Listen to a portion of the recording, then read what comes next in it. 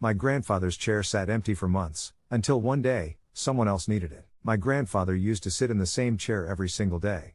It was worn in just the right places, the armrest smooth from years of use, the cushion slightly dipped where he leaned back. By the end, it felt less like furniture and more like a part of him. After he passed, nobody touched it. It just stayed there, like a quiet reminder. Grief does that sometimes. Psychologists even have a term for it, continuing bonds.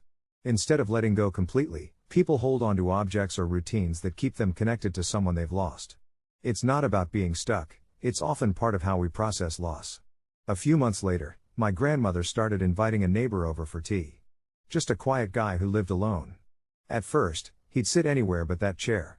The couch, the edge of the table, even a stiff wooden chair from the corner. Always careful, like he could sense it meant something.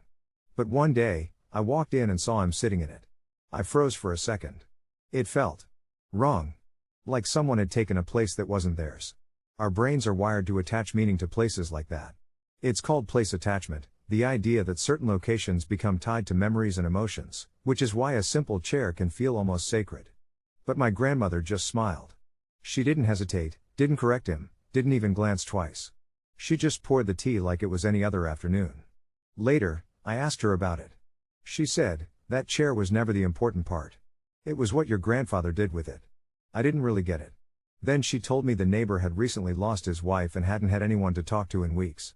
Social isolation after a loss like that isn't just emotionally hard, it can actually affect physical health too. Studies have shown that prolonged loneliness can increase stress levels and even impact heart health. And that chair? That's where my grandfather used to sit and listen to people for hours. No judgment. No advice. Just presence. There's something powerful about that kind of listening. Researchers call it active listening, and it's been shown to strengthen trust and emotional connection more than giving advice ever could. Now this man was sitting there, talking, laughing again. His posture had changed too, less guarded, more at ease. And suddenly, it didn't feel wrong anymore. It felt like something had been continued. Not replaced. Not taken. Passed on. My grandmother must have seen it long before I did, that what mattered wasn't preserving the chair exactly as it was, but preserving what it stood for. Lesson? We don't honor people by freezing things in time. We honor them by letting the good they brought into the world keep going. What did you think of this video? Please leave your thoughts in the comments.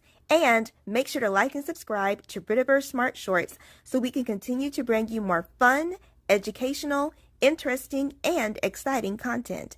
Thanks, and I'll catch you on the next one. See you soon.